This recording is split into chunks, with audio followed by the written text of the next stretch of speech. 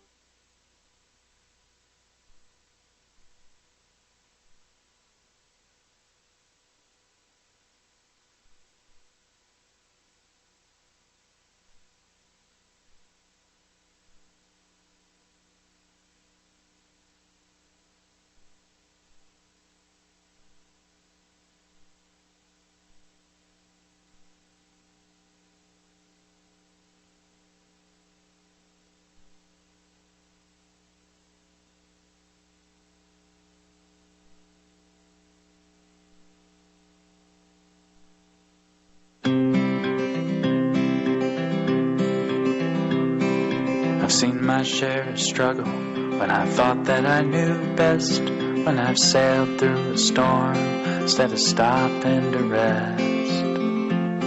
And it always seems the hardest when I've made up my stubborn mind. Well, I'm changing my ways this time. Wanna be like water coming down a mountain into shadowy canyons, flowing from pool to stream. Wanna be like water, head uphill no more. I am bound for the sea. Have you ever seen an eagle head straight into the wind? He doesn't pick a fight, he spreads his wings and just gives in. And in the end he always makes it home just fine. I guess he knows that every storm subsides. Wanna be like water coming down a mountain into shadowy canyons, flowing from pool to stream. Wanna be like water, head uphill no more. I am bound for the sea. I'll let nature nature take its course. No more thinking that I know where this river's meant to go. I've reeled against the stars for the cards that I've been dealt, for the lottery I've never won, for the heartache that I've felt. But it always seems when I let go of expectation and regret, life has plenty of surprises for me, yeah. I wanna be like water coming down a mountain into shadowy canyons, flowing from pool to stream. Wanna be like water, head uphill no more. I am bound for the sea.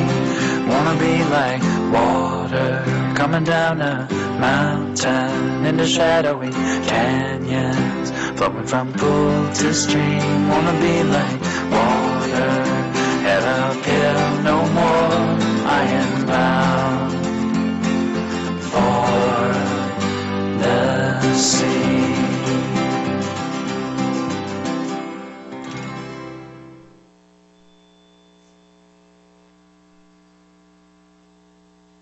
Good morning, everyone.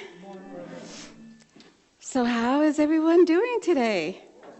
Good, good, good. How these pollen hopefully will go away for a little while. It's good to see you. It always is very good to see you. Good morning, Facebook family and YouTube family that are watching. So good to be with you as well. So today, before I begin and go into prayer, I want to just share with you that Lee Cooper, you remember Lee Cooper? He's home. Yay! He is home. And so when you leave today, the ushers will give you a little flyer so that you can send him cards, a little card shower. I think that will make him feel really, really, it will speed up his recovery.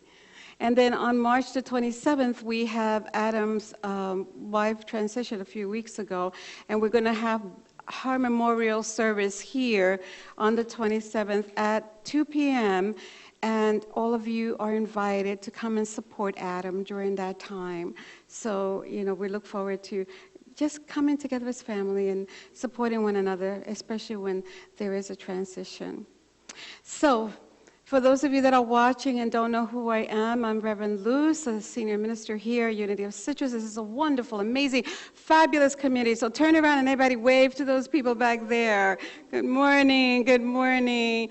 And Unity of Citrus is a positive path for spiritual living. And I keep thinking about that this week, about all the things that we have done, even when we have been closed.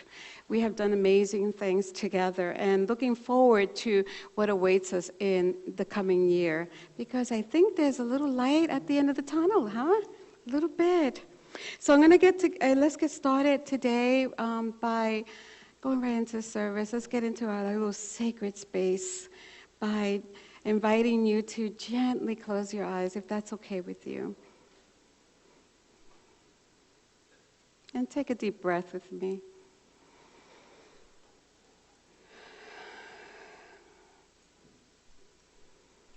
The breath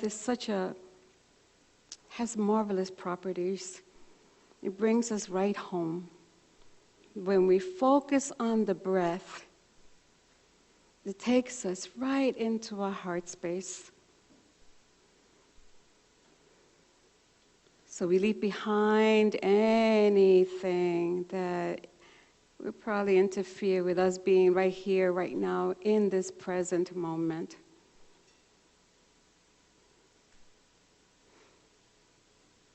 This sacred, beautiful moment where everything is real.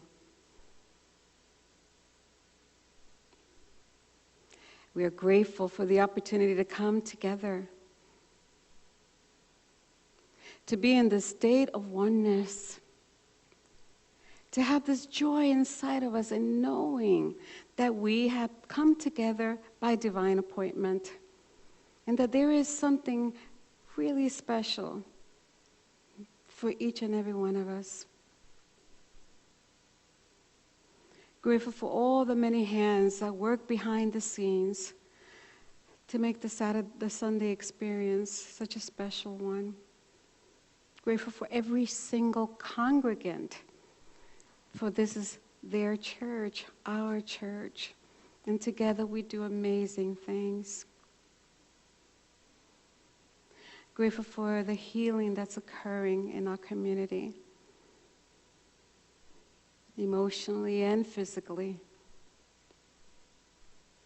And so we know that right now, in this now moment, is the allness of God, right at the point of where you are. How amazing. And for this understanding, we say thank you to this universal presence that permeates all things. And that reminds us that everything is holy. Everything is sacred. So thank you, God. And so it is. Amen. So let us do our affirmation of oneness together. There is one power and one presence in the universe and in my life. God the good, all-powerful, all-knowing, everywhere present, right here, right now, God. Namaste.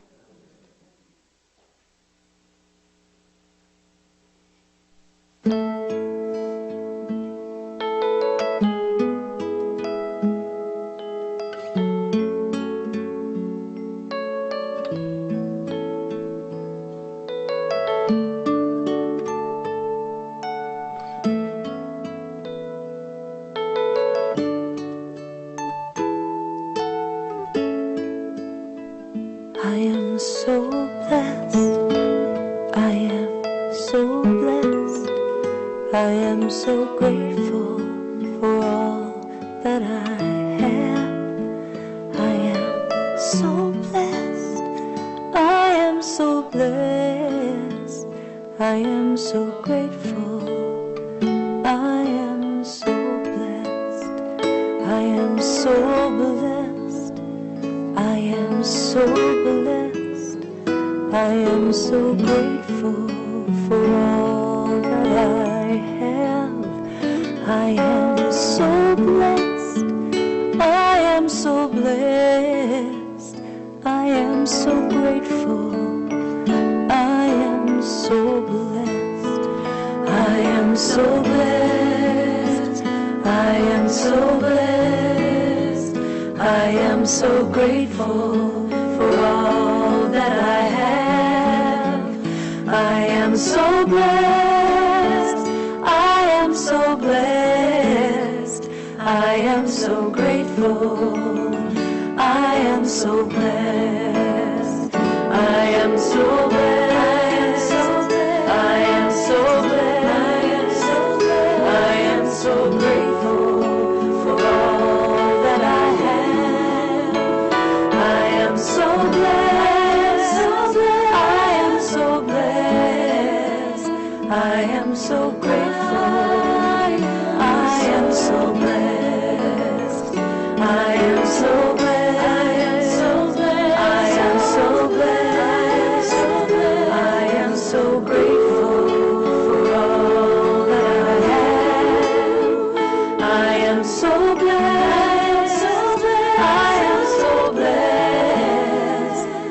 am so grateful. I am so blessed. I am so blessed. I am so blessed. I am so grateful for all that I have. I am so blessed. I am so blessed. I am so grateful. I am so blessed. I am so blessed. I am so blessed. I am so grateful for all that I have. I am so blessed. I am so blessed. I am so grateful. I am so blessed. I am so grateful. I am so blessed.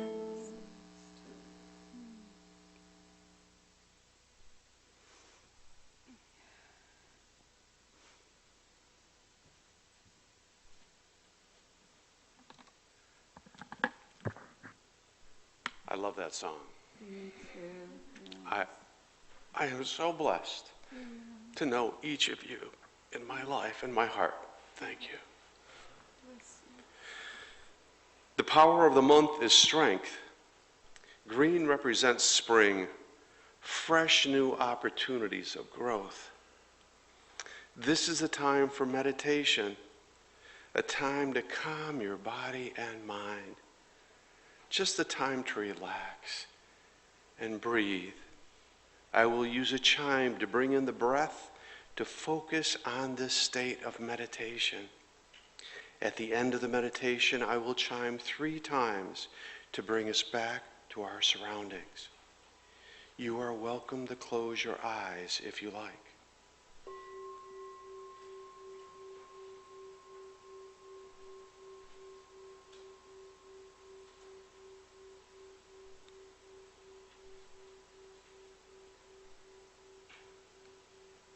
Vision of forest, rich with mosses so deep your feet just sink in.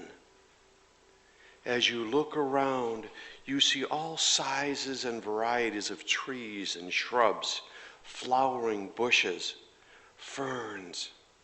Notice the mushrooms and the lichens growing from the decayed falling limbs. Breathe in the fresh aroma of the forest.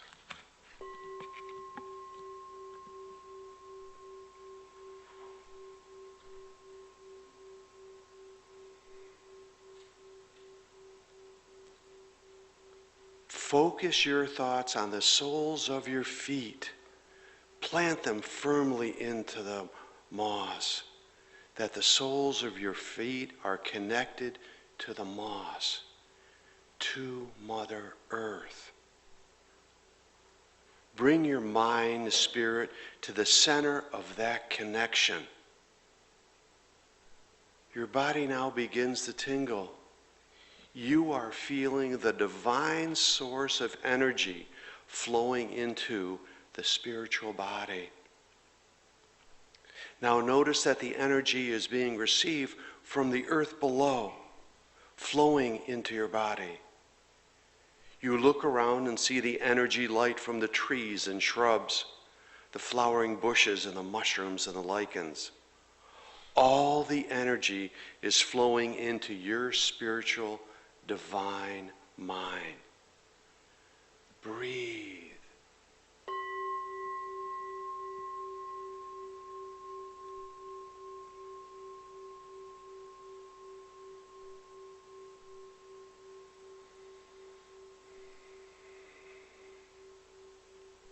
As you stand in the middle of the forest, you can feel your energy moving out of your divine mind and back into the forest.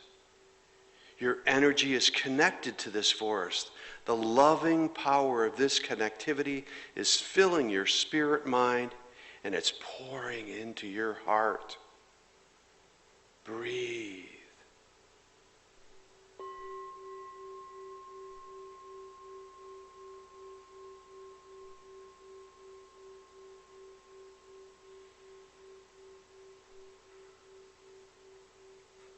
As you feel this loving, powerful energy, you look around the forest again.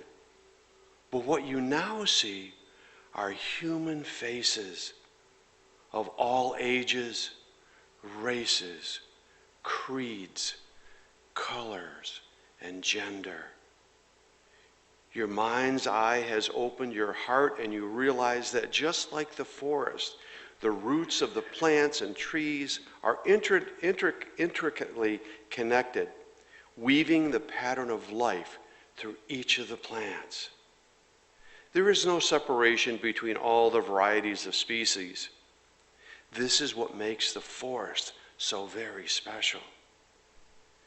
This is what makes humanness so very special. We are inherently the very Spirit of God. All humankind is the essence of spiritual truth. As you go into the silence, know that God surrounds you and is inside your spiritual being. Feel all that love in your heart. For the next few moments, listen in the silence and breathe.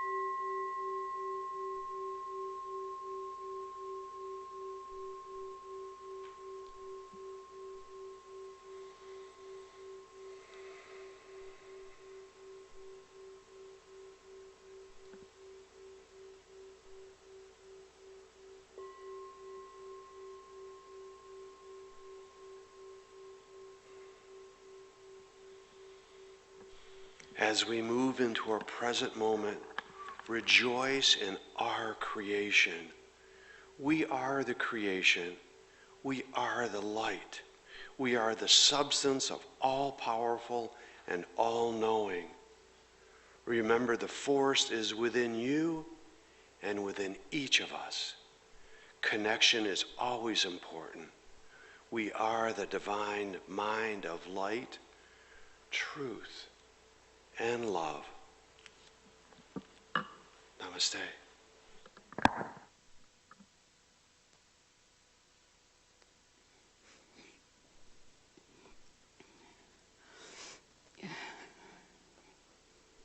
What a beautiful, beautiful meditation. Thank you, Arbeth. Took us right there to that forest. Did you feel that? Yes, this divine oneness that we have with everything that is around us, all of creation. So our message today is titled Breathe. Did you hear Arbeth as he used the word the breath to move us into the different, deeper experience of the meditation? Breath is just amazing. So we're moving close to concluding our series on See No Strangers. Next week will be our last series. And, as I've been studying the Sikh religion, I've been realizing, wow, we have a lot in common. We really do. And, anywhere where there is truth, we find each other, no matter what the label of the religion is, or the faith, or whatever it is. So truly what they are practicing is what we practice, a love that is a love in action, something that is so valuable. Revolutionary love is love in action, learning to love others, learning to love our opponents, and learning to love ourselves. So when I was reading up about the Sikh faith, I found that in many ways, we see that what we're striving for is a way of life, a way of being on this planet with one another and with all of creation that is inclusive and comprehensive and practical. What I love about Unity is that they give us teachings that we can easily apply to our everyday experience, and so do they. So it's inclusive in that they strive to see no stranger. That's no different than when we say we strive to see oneness, to see each other as we truly are. And it's comprehensive in that they teach no duality, just as we teach no separation, that we are one. And in that no duality, they see no separation between the spiritual or the circular or the sacred or the profane. Everything is holy. Everything is sacred. So if God is in everything, if God is everywhere present, that image that we see, that understanding of God, the everywhere present presence, then everything is holy. Everything is sacred. And it's practical because they offer spiritual principles just like we do, that we can apply to our everyday lives, that are rooted in truth, the truth that we are one, that we are one. A really way of seeing life. It's a way of, it's an orientation to life. And so I found that someone pointed to me that there is a Sikh temple in Tampa. And so I'm going to be reaching out with them this week. Maybe, Arvith, you might help me with that, to see if we can get them to come here, or maybe take a trip there. Who knows? But it is not any different than what we are teaching here. They are striving to create a community that demonstrates revolutionary love, that demonstrates a love in action. So last week I shared with you about how to use listening to understand, to help tend to the wounds of those who are our opponents.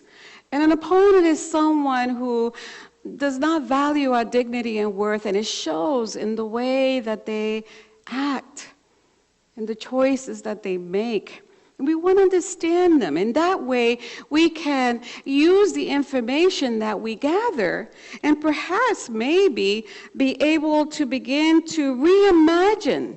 I love that word. Reimagine what it would be like. What solutions can we come to so that we can truly see each other in that oneness that we know. Now, that's not easy for many of us, right? It is hard labor, she says, to be able to sit with someone who doesn't value your dignity and your worth. It is hard work. And so we need to always remember, I shared this last week, give ourselves permission not to listen unless we are ready to do so. Sometimes we still have to process the emotions that we are feeling, that rage. Remember we talked about rage?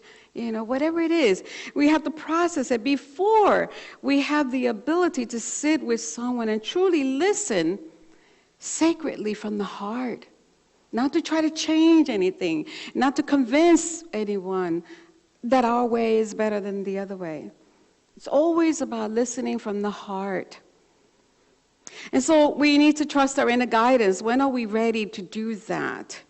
And that guidance will always tell us when it's safe to engage in the labor of really listening to our opponents.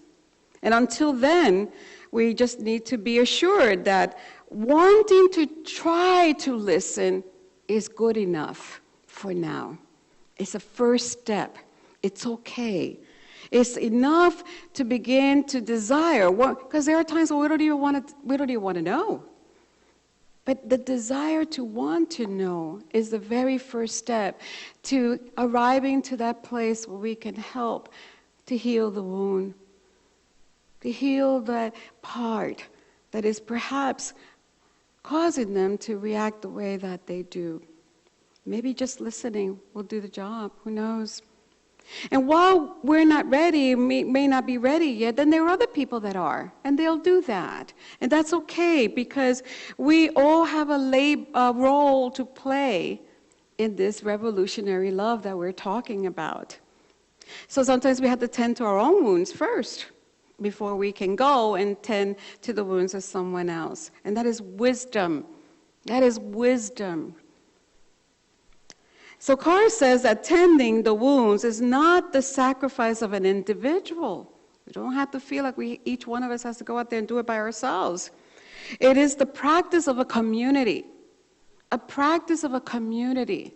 We come together And we each have this role. Sometimes we're in the midst of work, doing the work, and other times we're tending to our wounds. So everyone has a different role at any given moment, and that gives us the ability to find longevity in the labor, to let love be the guide for how we endure in the labor of love for others, for our opponent, and for ourselves.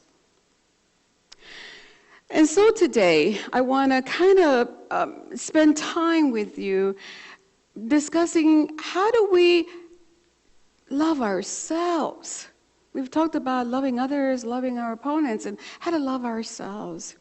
And how to use the breath to take us to that place where we can love ourselves. We can give ourselves the self-care that we need so that we can continue with the labor that is before us. The title of the chapter that I'm going to use today is Breathe. Breathe. And when I started to read it, I said, what on earth does breathing have to do with loving ourselves? Because I tell you, if you had told me years ago that I would learn to love myself by breathing, I would look at you and laugh. What the heck are you talking about? Maybe I would roll my eyes. Depends what version of me you were talking to at the time. Okay.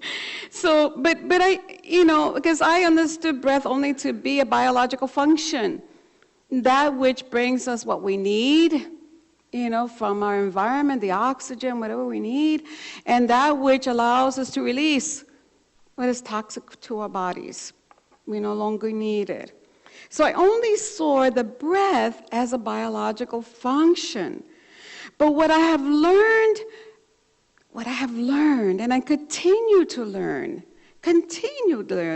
that breathing is a tool that can change our lives. It really can. If we know the power of the breath, if we understand it deeply, if breathing can take us to that place where we can know the truth of what we are. We did a little bit of that this morning. When we breathed and we waited and we listened and we took it all in. There was an amazing realization for some of us, maybe for all of us, of this oneness. And we entered that through the breath. Breathing can also open up your heart to the beauty that already lives inside of you. There's a whole universe within you.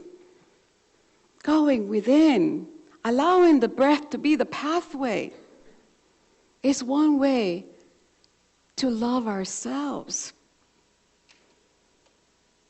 And it's also, the breath is one way to love ourselves when we're going through really hard times. You ever gone through a challenge in your life or an experience that was hard to push through? It was hard. And you find yourself holding your breath. Your breath was kind of shallow. But when you took that deep breath, then you came back to yourself. That breath brought you or created for you in time and space an opening for you to be in the present moment. Right here, where the only moment that is really real. It took you there when you took that breath. And in that present moment, you were able to be present with the emotions that you were feeling, or present with the sensations that you were feeling, or the surroundings that were around you, or present to one another, and present to yourself. Right there. You were right there. So if we would say anything, breathing consciously like that, bringing yourself back to the breath, taking that deep breath, and bringing yourself back is perhaps one of the best wellness tools that we can have. Because it is truly the pathway back to self-love. There were times when I can remember in my own life that it was so hard to move through an experience that I was having. I couldn't breathe. I just felt I couldn't catch enough air, no matter how hard I tried. And my heart would be racing, and there was all kinds of emotions going on within me. And one of those times was when we were told that by the doctors that there was nothing we can do for Mom, nothing else. They had tried everything. And I could feel myself holding the breath. And when I would try to breathe, I felt like I couldn't get enough air.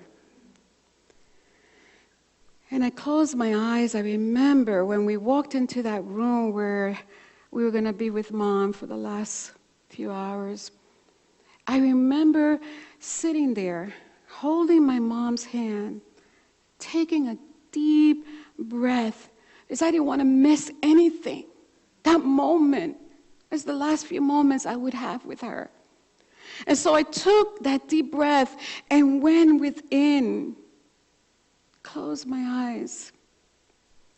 And I could feel, my goodness, as I sat by Mom's bed, I could feel the softness of her hand. I will never forget, ever. I could feel the exhale, when I would breathe, and then exhale like a surrender, letting go, allowing this moment, accepting what was happening. And the exhale was a surrender. And I remember that I felt hands holding my shoulder. I felt supported by my family. And I felt that love was almost like pouring inside of me. It was that deep, that present. I was so present. I could feel the breath almost moving right into my heart that was aching so much.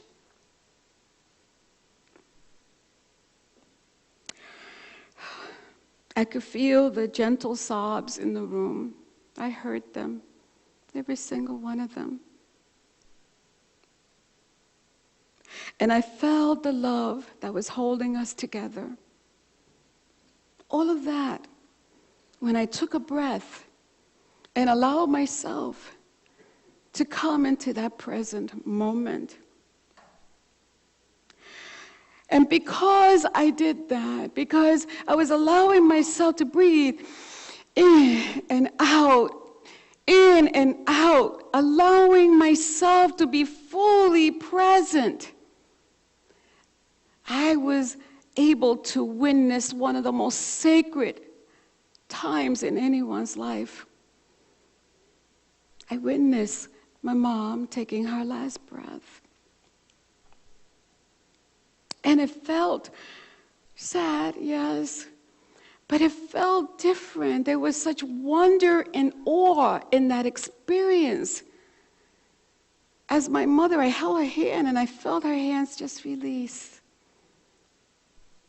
Like the spirit detached from the body. How sacred is that? To be there to witness that. And to let the breath care for you. Because that's what it was doing. I was giving myself that self-love. I needed to breathe. I needed to be there. I didn't want to miss anything. So one way of pushing through those hard times is through the breath. That amazing breath. The breath of life that reminds us the activity of God is within us. And we find the strength. And we find the love, and we find everything that we need in that moment to push through. Conscious breathing, especially when we are in emotional and physical pain, is the greatest way that we can love ourselves. We're giving our body what it needs. We're letting out what it doesn't. And we're bringing ourselves into the sacred present moment where the allness of God is in every breath. And we connect, because I was connecting with my family, though my eyes were closed. I could feel their presence. I could feel their love. I could feel their sadness. I felt it all, almost at a cellular level. And when I was in that place, I began to see things differently. Because up to then, I had all this anxiety. I'm going to lose Mom. But then I remembered, no, life is eternal. And love is eternal. And I started to see it differently. And I started to think about this experience of detaching from the body as something so incredibly sacred. And the breath kept moving in and moving out in this beautiful rhythm that brought soothing to my heart. In that moment, the breath was my pathway to self-care, to loving myself. So think about what it would be like if we breathed like this in the moments of our lives. What would the world be like if we did that? If at every point where we are having a thought that is not aligned with the truth, we take a breath and we come back. Or at any time where we're just having that hard time. Maybe it's arguing with your loved one. Lots of times I have to take lots of breaths. And so does Joe. Because we want to create the space to come back to our truth, to come to the now where everything is, where all that we need is right here. And maybe you've had that experience. You know, sometimes we think that we need to have that experience when we're in meditation, but how many of you have had that experience where you were really present in the moment by walking in the forest? All of a sudden, you're right there. You didn't have to consciously do anything. It took you there. You're in communion with everything that was around you. Or sometimes you've had that when, I don't know, maybe when you were walking by the seashore. You know, you hear the rhythm of the ocean lapping against the shore. Or maybe it was when you tried to settle yourself to sleep. You're just really present, but you feel the sheets and the softness of the pillow, and you're there because the breath is bringing you to that moment. And maybe you did it felt like that when you were experiencing emotional pain like I did. And maybe if we were to breathe this way, more consciously, we could be more present when we labor for one another. So wherever you are, whomever you're with, conscious breathing will regulate your body functions. It'll help you get calm and allow your mind to come back to this sacred moment where you know that there's pure love. Because God is right here, right now with us where we are.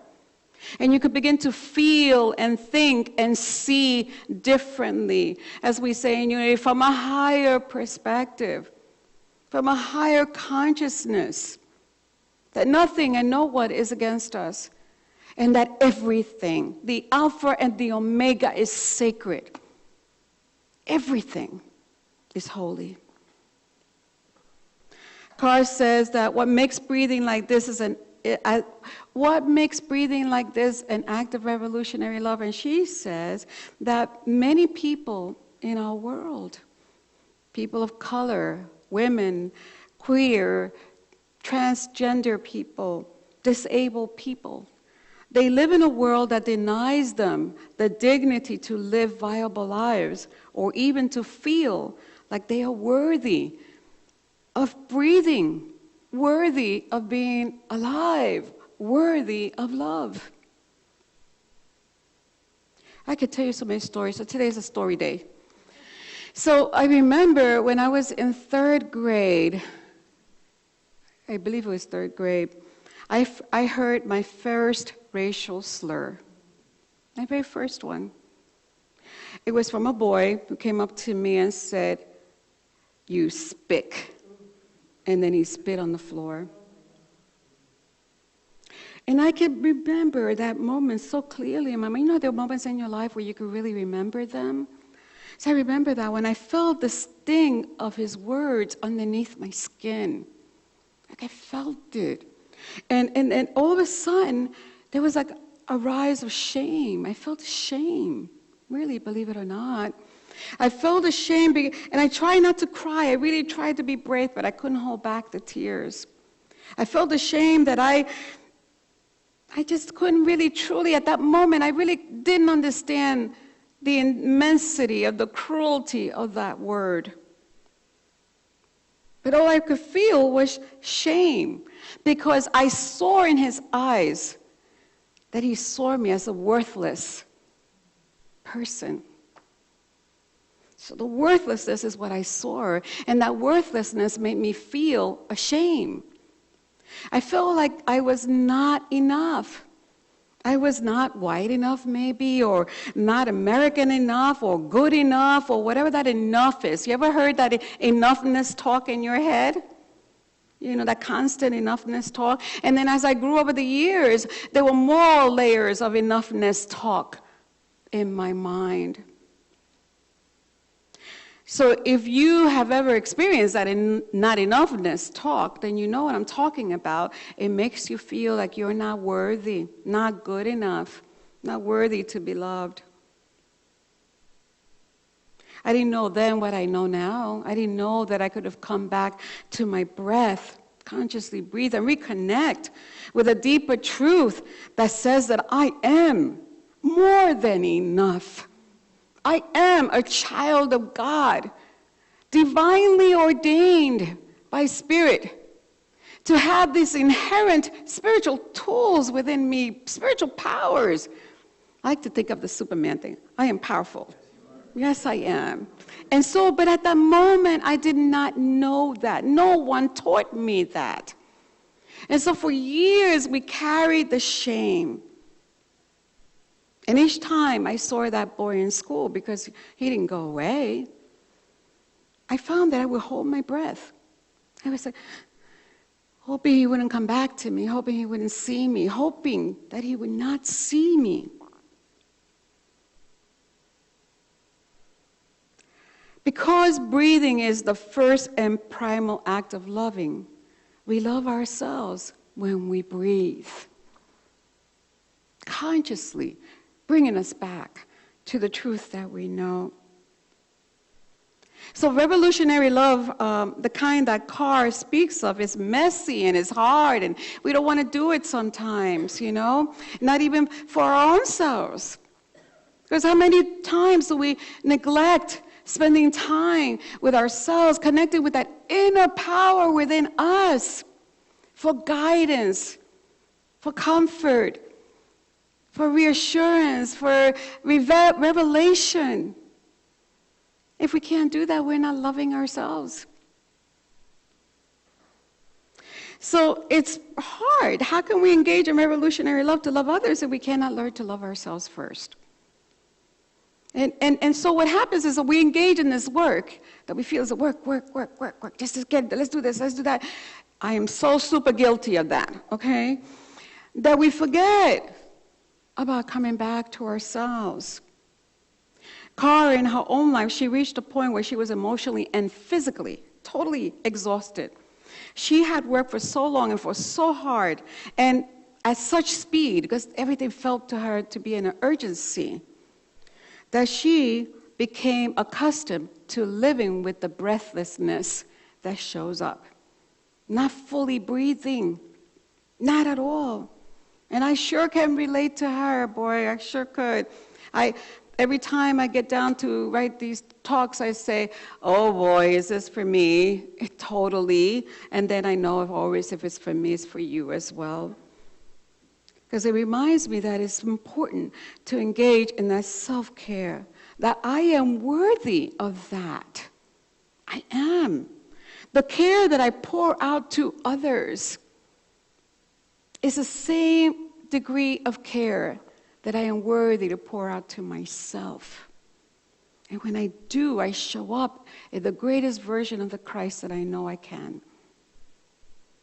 Thomas Merton once said, there is a pervasive form of contemporary violence to which the idealist most easily succumbs: activism and overwork. To allow oneself to be carried away by the multitude of conflicting concerns, surrender to too many demands, commit ourselves to too many projects, and want to help everyone and everything is to succumb to violence to yourself. The frenzy of our activism neutralizes our work for peace. It destroys our inner capacity for peace. It destroys the fruitfulness of the work that we're trying to do because it kills the root of inner wisdom, which makes the work fruitful. How wise are those words? There's much to do in this world. But until we take the time to love ourselves, reconnect with that breath that reminds us, we won't have the energy to do it. We'll get exhausted, and then we find no joy in it. So Carr wants us to know that we don't have to cut up our lives into little pieces and give it away until there's nothing left. We belong to a community. Unity of Citrus is a community. Remember how I always say we do this work together. It doesn't fall on just one person. We are valuable and worthy of the love that comes with this self-care. So when I can't do it, maybe Eudine can be able to do it, or Kitty, or when I can't do it, I have others around me that can. And to remind myself, and remind yourself, that the work doesn't just belong to us. We can share the work. Isn't that a novel idea? We can share it. So in our inner guidance, when we go within, this is the real cool part, because when you go within and with that breath takes you within, it shows you. It really shows you what is yours to do, when to do it, and even how to do it. It will even show you, not yet, not time, wait. It will show you what's not yours to do.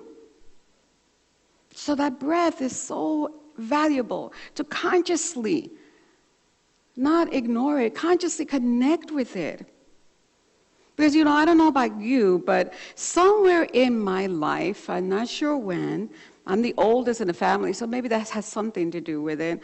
I was made to believe that pushing and pushing and pushing and overworking and nonstop is the way to make a difference in the world. No time to rest, lots to be done.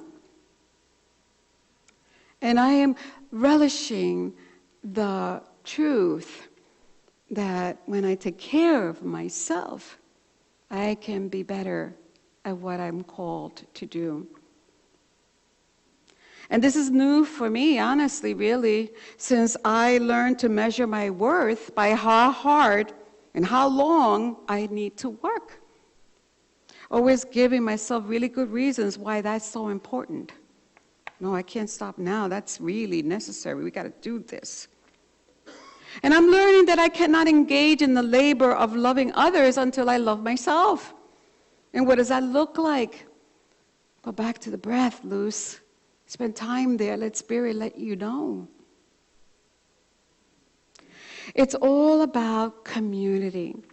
When we do this work together, when we make Unity of Citrus County and then explode it out into the community, where we are working in oneness with one another, when we are filling a perfect example, when we need volunteers.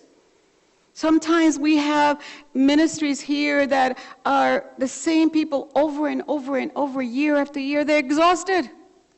And yet we're community. We can share in the load and lighten it up a little bit. Because we will only be able to do what Spirit is asking us to do if we do it in oneness. That's the only way. It's not my work. I just have a title, that's all, whatever. But so do you, because we're all ministers.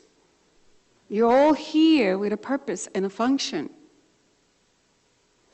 So, but what I'm learning is that it's not just about loving myself, it's also about loving this community and thinking. See, when we come together in that oneness, when we say, I am ready to engage in the labor of love, put love into action, to be part of this revolutionary love that will create the beloved community, because we are, each one of us must be the beloved community. Then we can think and dream and reimagine what is ours to do and feel that we don't need to do it by ourselves, that we are totally, absolutely supported. What I know, and I'll tell you, I'll leave you in a few minutes, what I know with doing this breath work, connecting to that power within, affirming our worth, caring for ourselves, loving ourselves, and ultimately, we do it in community for each other. Can you imagine what that would be like? Where everyone there says, I belong, this is my function, this is my role, this is what I do to enhance the vision of this community. And then to take it out, spread it out even more.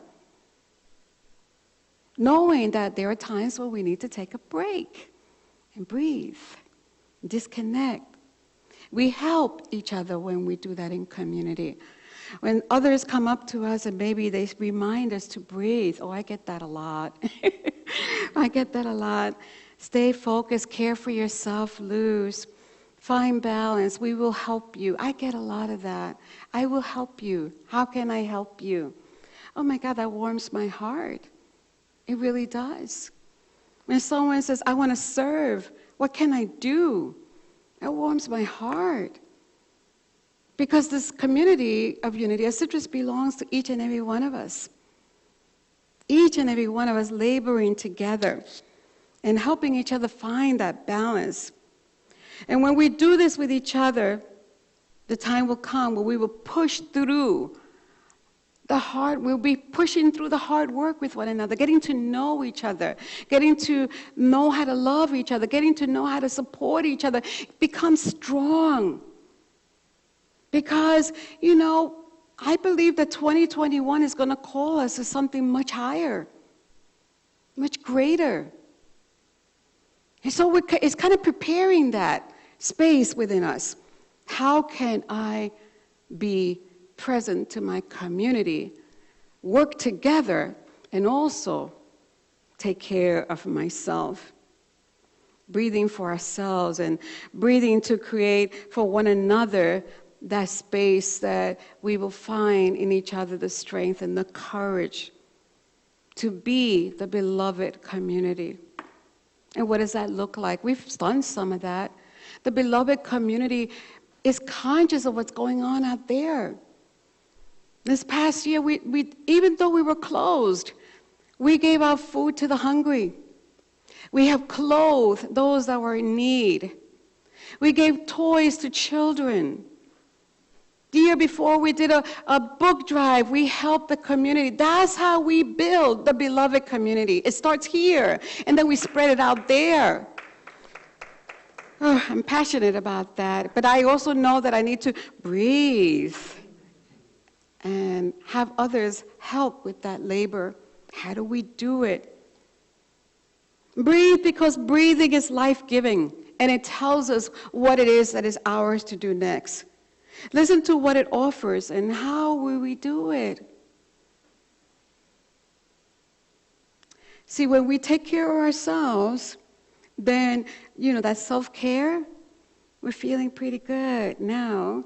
So now I'm willing to give care to my community. Care to my community. I remember my mom going to a church once that she wanted to serve. She wanted to do anything.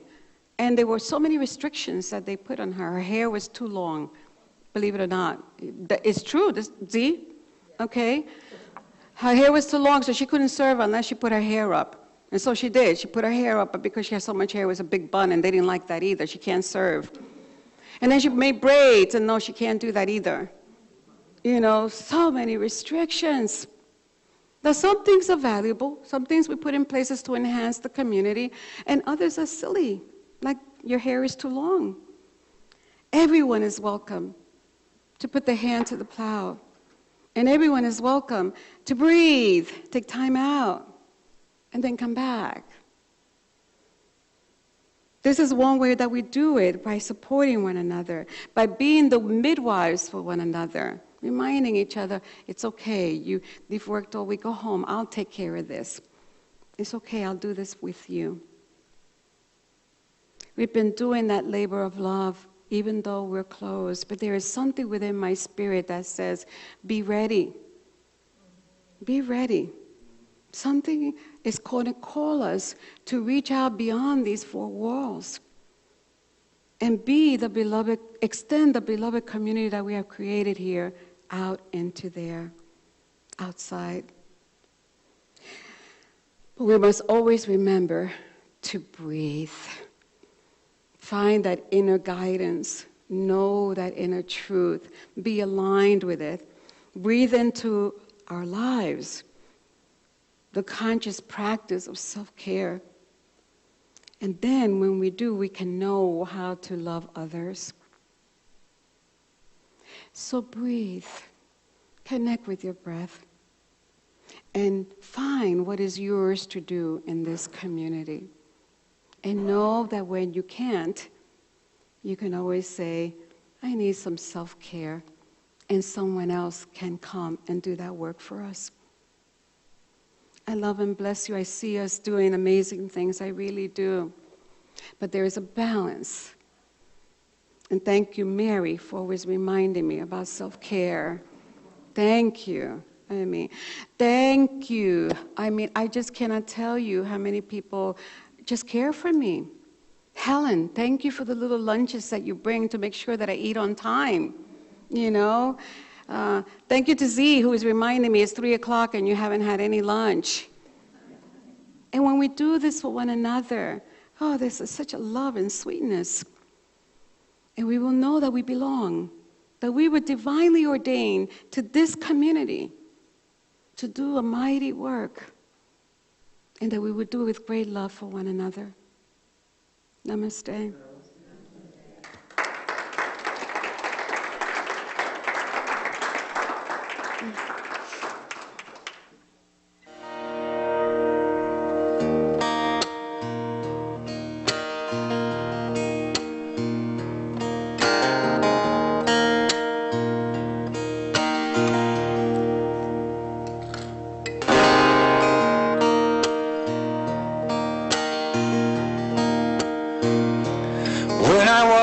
A boy, each week on Sunday we would go to church, pay attention to the priest. He would read the holy word, consecrate the holy bread, and everyone would kneel and bow.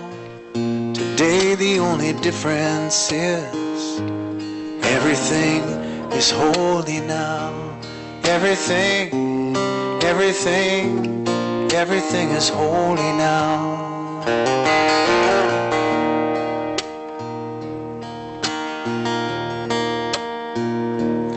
When I was in Sunday school, we would learn about the time Moses split the sea in two, and Jesus made the water wine. Now I remember feeling sad, miracles don't happen still. Now I can't keep track, 'cause everything's a miracle. Everything's a miracle.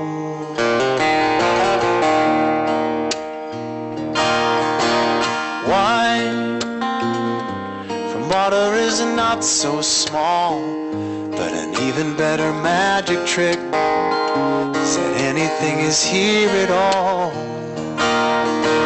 So challenging the thing becomes not to look for miracles, but finding where there isn't one. When holy water was rare at best, it barely wet my fingertips, but now I have to hold my breath like I'm swimming in a sea of it. Used to be a world half there, heaven's second-rate hand-me-down, but I walk it with a reverent air, 'cause everything is holy now. Everything is holy now.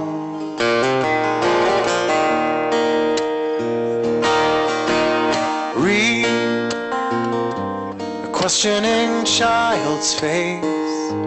Say it's not a testament. That'd be very hard to say. See another new morning come. Say it's not a sacrament. I tell you that it can't be done.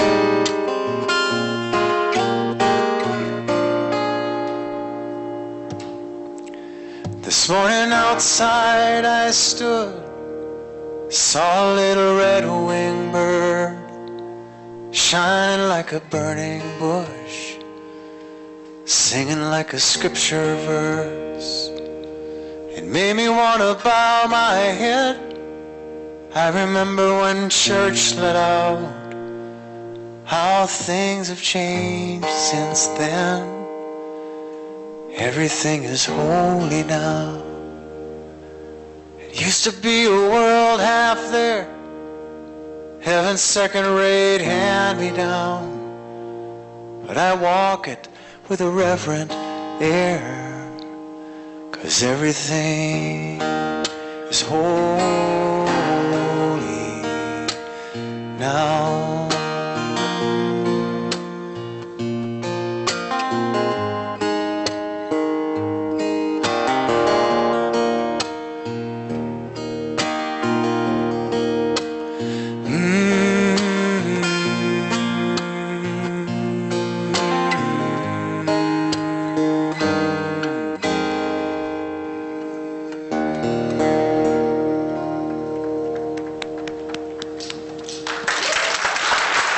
Thank you.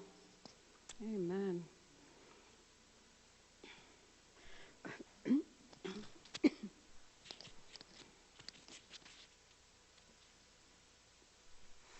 I see a lot of miracles out here right now. Amen.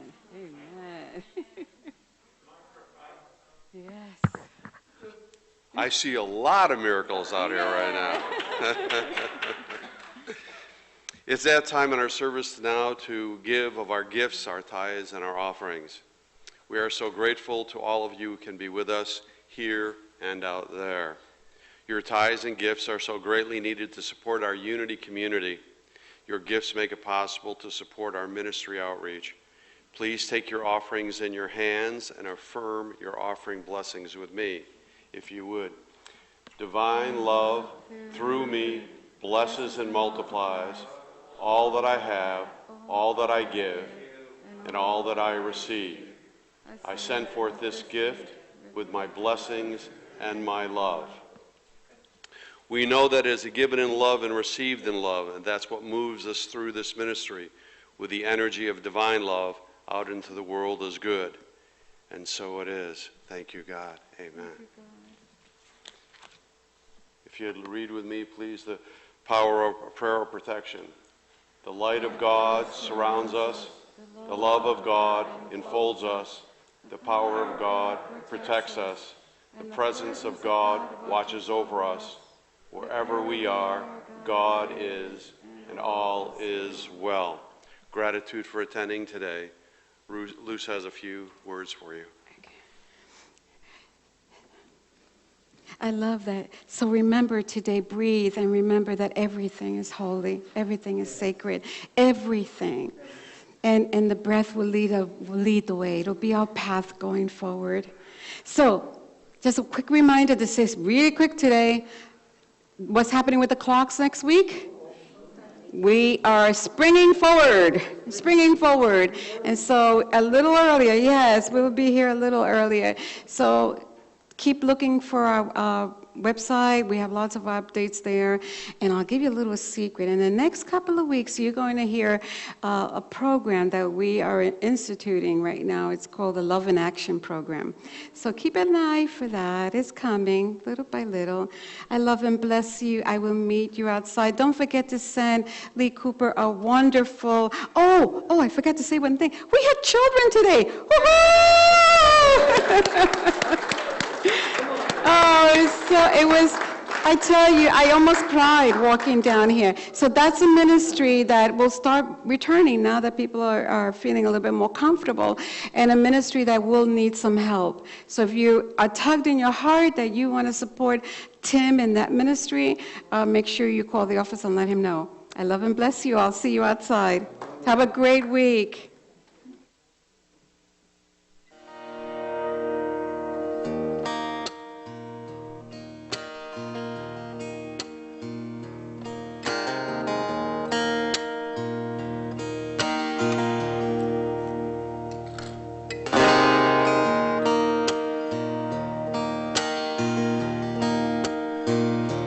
When I was a boy, each week on Sunday we would go to church, pay attention to the priest. He would read the holy word, consecrate the holy bread, and everyone would kneel and bow.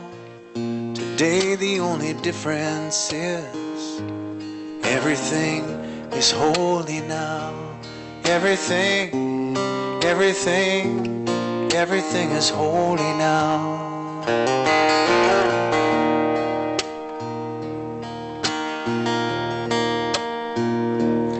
When I was in Sunday school, we would learn about the time Moses split the sea in two, Jesus made the water wine. And I remember feeling sad, miracles don't happen still. But now I can't keep track, 'cause everything's a miracle. Everything's a miracle.